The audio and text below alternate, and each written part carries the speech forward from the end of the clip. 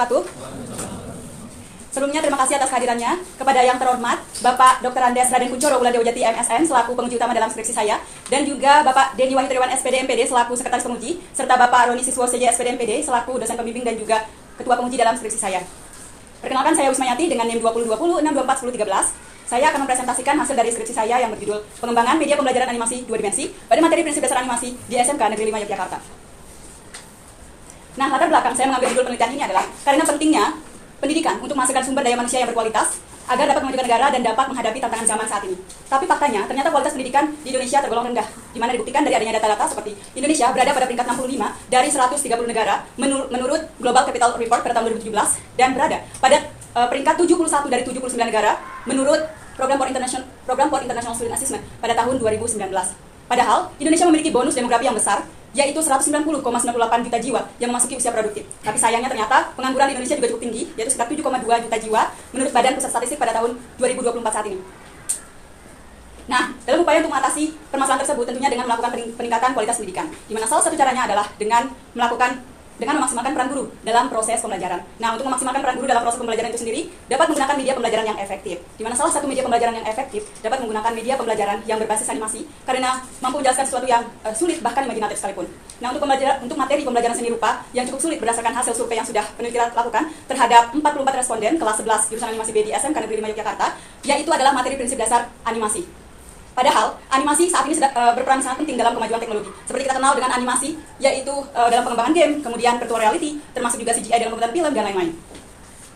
Kemudian untuk rumusan masalahnya sendiri berdasarkan latar belakang yang sudah saya sebutkan, di mana ada 3, yaitu mendeskripsikan terkait proses, kelayakan media, kelayakan materi terhadap pengembangan media pembelajaran animasi 2 dimensi pada materi prinsip dasar animasi di SMK Negeri 5 Yogyakarta.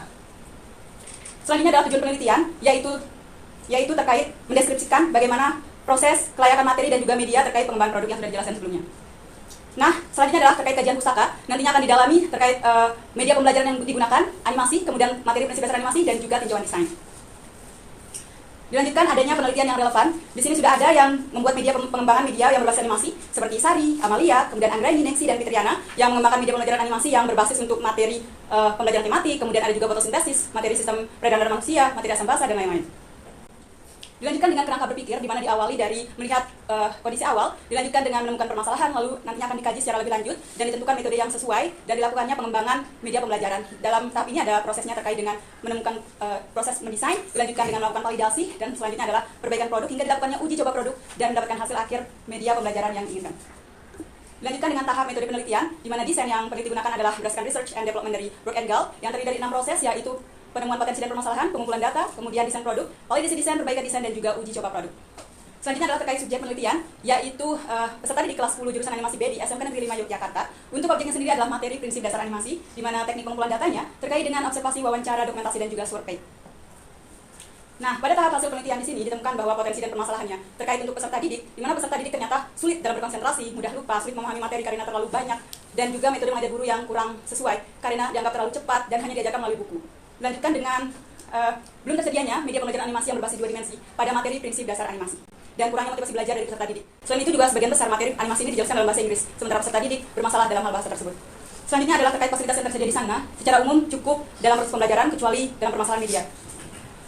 Dilanjutkan dengan tahap pengumpulan data secara lebih lanjut, di mana fasilitas yang tersedia di ruangan tersebut terdiri dari 36 komputer, 36 pen tablet juga yang khusus untuk mereka, ada 2 kipas angin, 2 LCD, dan juga 1 LCD. Selebihnya di sana fasilitasnya cukup mumpuni dalam proses pembelajaran. Dilanjutkan dengan tahap observasi. Setelah saya melakukan observasi secara langsung di sekolah tersebut, saya menemukan bahwa guru selalu menyampaikan materi secara terus-menerus, kemudian peserta didik selalu bertanya hal yang sama. Hal ini dikarenakan karena faktor kurangnya konsentrasi dari peserta didik dan terlalu cepatnya guru dalam menyampaikan materi. Hal ini tentunya harus segera diselesaikan permasalahannya. Selanjutnya adalah terkait media. Seperti yang saya katakan, media yang digunakan adalah buku. Padahal, prinsip animasi itu menjelaskan sebuah gerak, jadi akan sulit untuk dipahami apabila hanya disampaikan melalui buku yang sifatnya diam. Selanjutnya adalah terkait hasil survei, di mana berdasarkan hasil survei yang sudah saya jelaskan terkait permasalahan. Tambahannya di sini, di mana ditemukan bahwa 95% peserta didik setuju agar dikembangkannya media pembelajaran animasi 2 dimensi pada materi prinsip dasar animasi di SMK Negeri 5 Yogyakarta. Dan untuk konsep sendiri yang mereka inginkan yaitu fantasi petualangan. Dilanjutkan dengan pengumpulan data, di mana berdasarkan hasil wawancara yang dilakukan pada salah satu guru SMK Negeri 5 Yogyakarta, yaitu Ibu Anggraini Dwi Putranti SPD, di mana beliau mengatakan bahwa materi prinsip dasar animasi ini mengacu pada materi 12 prinsip dasar animasi dari Frank Thomas dan Ollie Johnston, dan juga kurikulum yang dilakukan di sana sudah menerapkan kurikulum merdeka dengan materi prinsip dasar animasi ini termasuk dalam capaian pembelajaran pada fase E dengan mata pelajaran dasar animasi dalam elemen dasar pergerakan buatan yang diterapkan berdasarkan instruksi kerja. Untuk pembelajarannya sendiri dalam satu kali pertemuan yaitu 4 jam, untuk alokasi waktu terkait teori adalah 45 menit, di mana jumlah peserta didik adalah 35 orang. Selanjutnya adalah tahap desain produk. Nah, dalam tahap desain ini ada 3 acuan yang difokuskan, yaitu tentang bagaimana konsep desain oleh Daniadi, Mulyadi dan juga Nugroho seperti memahami tentang karakter peserta didik termasuk tempat tinggalnya, demografi, dan lain-lain. Kemudian yang kedua yaitu terkait hasil survei yang sudah dilakukan di mana peserta didik ternyata menginginkan media yang mudah untuk diulang-ulang, kemudian materinya menarik, to the point, fleksibel, dan lain sebagainya. Untuk yang ketiga yaitu syarat media pembelajaran berdasarkan dari Krisnadi dan kawan-kawan, di mana menyesuaikan intonasi, kemudian mudah digunakan, gaya bahasa, dan lain-lain. Selanjutnya adalah desain produk pada tahap pra-produksi. Nah, di sini adalah yang pertama tahap ide, di mana genre yang akan digunakan adalah fantasi petualangan dengan pemilihan karakter yaitu laki-laki yang bernama Satria yang berusia 16 tahun, di mana karakter wataknya itu sendiri pemarah, berani, dan juga kuat. Lalu selanjutnya adalah karakter pendukungnya yaitu monyet bernama Lutung yang memiliki sifat lucu, ceria, dan juga sedikit nakal. Untuk pada tempatnya sendiri, hutan menyesuaikan dengan hutan Indonesia, dan rangkaian videonya nanti akan ada 3 bagian terkait opening, penutup, opening isi, dan juga penutup.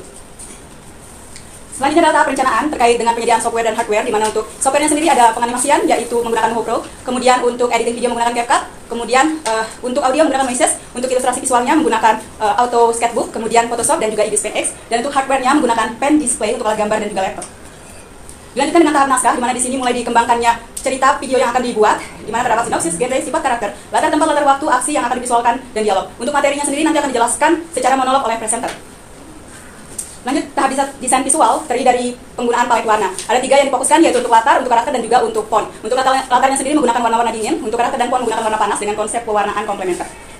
Dilanjutkan dengan tahap pemilihan tipografi, di mana di sini untuk font yang dipilih sebagai font utama adalah namanya fantasi, lalu font pendukungnya adalah sistem. Selanjutnya adalah desain karakternya sendiri yaitu bernama Satria yang memiliki sifat kuat, pemberani, dan memiliki kekuatan super. Selain itu untuk kostumnya sendiri ini dari preferensi dari Sumatera Utara yaitu Batak Toba dengan pakaian yang dinaikkan dengan ulos. Selanjutnya adalah karakter Lutung, di mana memiliki karakter sifat nakal, lucu, dan lain-lain. Penggunaan Lutung ini berasal dari referensi dari monyet merah yang dari Kalimantan. Dilanjutkan adalah tahap background dan aset properti, di mana background di sini untuk mendapatkan genre fantasinya, di mana pada malam hari pohonnya dapat bercahaya ketika malam. Dan selanjutnya adalah referensinya tentu saja hutan yang ada di Indonesia, tapi sedikit dibedakan karena ada kesan genre fantasi ke arah kebiruan. Untuk aset propertinya juga sama, dapat dilihat pada slide. Dilanjutkan dengan tahap storyboard. Storyboard itu adalah tahap dalam memvisualisasikan hasil dari naskah yang sudah dibuat. Terkait dengan adanya scene yang berjumlah 14 scene dengan panel 139 panel, dengan adanya gambar, kemudian ada aksi, ada dialog, ada audio, kemudian teknik pengambilan gambar, dan juga durasi pada setiap panel yang akan ditampilkan. Nah, kemudian lanjut ke tahap desain produk pada tahap produksi. Di sini ada beberapa tahapan. Yang pertama adalah tahap modeling, yaitu menggambar ulang desain yang sudah dibuat, layar per layar, di mana telinganya, matanya, kelopak matanya juga dibuat dalam layar yang terpisah. Sekitar 1 karakter dapat 100 layar. Kemudian untuk tahap rigging, yaitu tahap penambahan tulang, di mana untuk memudahkan dalam melakukan controlling. Selanjutnya adalah tahap action, yaitu membuat aksi-aksi seperti mata berkedip, kemudian kepala ke kiri dan ke kanan. Dilanjutkan dengan tahap pengaturan background, di mana background nantinya akan dipisahkan mana yang bergerak dan mana yang diam, karena yang bergerak akan ditambahkan pengulangan kembali. Selanjutnya terkait teknik pengambilan gambar, di sini beragam, ada teknik panning, kemudian tilting, zoom, dan lain sebagainya. Dan nantinya akan di-rendering, di mana sekitar 1-20 detik itu akan di-render sehingga menghasilkan ratusan gambar yang terpisah. Selanjutnya adalah desain produk pada tahap pasca produksi. Di sini tahapannya berupa compositing, yaitu menggabung-gabungkan produk yang terpisah sebelumnya. Dilanjutkan dengan tahap dubbing, yaitu penambahan suara. Ada 4 suara yang akan nantinya ditambahkan, yaitu suara dari presenter itu sendiri, suara karakter, suara iringan musiknya, dan juga efek musiknya. Selanjutnya adalah tahap teks, yaitu penambahan teks berupa subtitle dan juga prinsip animasinya. Lanjut pada tahap color correction atau color moodnya, yaitu mengarah ke lebih hangat. Lanjutkan dengan final rendering. Nah, hasil akhirnya ini akan mendapatkan hasil video berdurasi 16,49 detik. Dilanjutkan dengan tahap hasil validasi produk, di mana produk yang dikembangkan akan divalidasi kembali, yaitu terkait materinya dan juga medianya. Untuk kali materinya sendiri, yaitu Bapak Denny Wahyu Triawan SPD MPD dengan mendapatkan nilai rata-rata 3,73, yaitu sehingga hasil skornya mencapai 93,25% dan mendapatkan kategori layak, namun masih terdapat revisi. Sedangkan untuk validasi ahli medianya adalah Bapak Robi SSN MDS dengan mendapatkan nilai rata-rata 3,9 dengan skor tanggapan 97,5, sehingga kategorinya tergolong cukup sangat layak dan masih terdapat revisi. Nah, di mana dilakukannya selanjutnya adalah perbaikan desain. Totalnya 23 perbaikan desain, baik itu terkait dengan pengucapan, kemudian huruf, objek, warna, dan penambahan materi. Selanjutnya adalah setelah dilakukannya perbaikan, diuji cobakan lagi kepada peserta didik secara terbatas, yaitu kelas 11 animasi B, kemudian mendapatkan nilai rata-rata 3,81 dengan skor tanggapan 95,25% dan termasuk dalam kategori sangat layak. Nah, yang terakhir adalah penutup, di mana saran masukan yang didapatkan dalam penelitian ini adalah terkait perluasan dalam hal isi, kemudian validasi ahli media, ahli materi, dan juga skala besar dalam melakukan uji coba, serta pengembangan produk lebih lanjut. Demikianlah hasil dari presentasi saya, dan sekarang saya akan mempresentasikan terkait hasil dari pengembangan produk.